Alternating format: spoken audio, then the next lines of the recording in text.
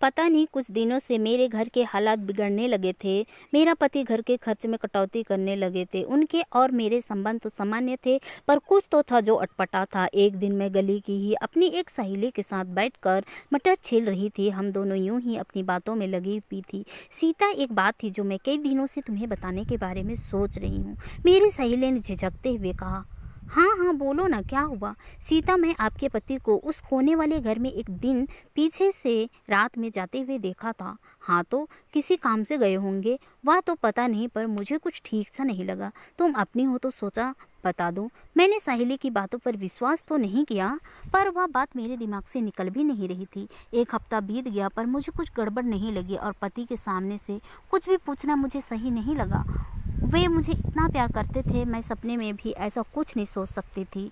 अगली सुबह घर से निकलते वक्त मेरे पति ने कहा कि वे रात को घर नहीं आएंगे, काम ज़्यादा है, ऑफिस में ही रुकेंगे। रात के 2 बज रहे थे, बच्चे पलंग पर मेरे साथ ही सो रहे थे। मेरे मन में पता नहीं क्या आया, मैं उठी और मेरे पैर अपने आप ही उस घर की तरफ मुड़ गए जहाँ हमारे वे पड़ोसी रहते थे। मैं घबराई, डर लग रहा था, पर मन में बराबर यही था कि जो मेरे दिमाग में है वह बस सच ना हो।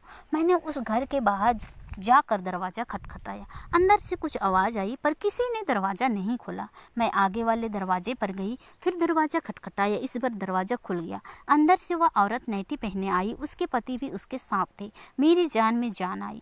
जो मैं सोच रही थी वह सच नहीं था। क्या हुआ सीता, इतनी रात गए आप यहाँ? सब ठीक तो है ना? हाँ, मेरे पति घर पर नहीं है, मुझे चिंता हो रही है। जरा उन्हें फ़ोन करके पूछ लीजिए, मुझे संतुष्टि हो जाएगी। जी हाँ, अभी करता हूँ फ़ोन। उन्होंने फ़ोन मिलाया तो मेरे पैरों के नीचे से ज़मीन खिसक गई। फ़ोन की घंटी की आवाज़ पिछले कमरे से आ रही थी। वे वहीं थे। मैं तेज़ी से उस कमरे की तरफ गई। मेरा पति अधनंगे मेरे सामने खड़े थे। मेरी आंखों से आंसू फूट पड़े। मेरी दुनिया उस एक पल में रुकी सी गई। मैं चीखते हुए बोली, यह क्या धंधा लगा रखा है यहाँ?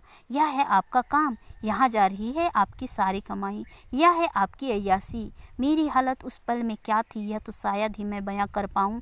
लेकिन जवाब में मेरे पति ने जो कहा वह सुनकर मुझ में बचा कुचा जो आत्मसम्मान था सब मिट्टी में मिल गई। इसमें गलत क्या है? तुम में बचा ही क्या है? तुझे जाना है तो सामान बांध कर निकल जा मेरे घर से, मेरा पति कपड़े पहनते हुए बोली। मैं वहाँ से निकल गई। घर आई तो खुद पर अपने वजूद पर शर्म आई। मन तो किया कि भाग जाऊं या कहीं मर जाऊं, पर बच्चों की शक्ल आंखों के सामने आ गई। उन्हें छोड़कर मर गई तो मेरे बच्चों का क्या होगा? नहीं, मैं नहीं मरूंगी। मैंने सोचा अब मैं इतनी गंदी सोच और धोखेबाज पति के साथ रहना नहीं चाहती थी।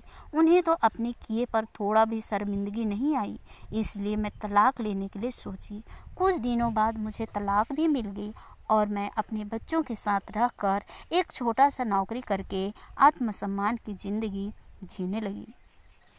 आशा करती हूँ दोस्तों आप लोगों को ये कहानी पसंद आई होगी। अगर कहानी पसंद आई तो कहानी को लाइक कीजिए, शेयर कीजिए, कमेंट कीजिए और ऐसी कहानी सुनने के लिए प्लीज़ हमारे चैनल को सब्सक्राइब जरूर कीजिए।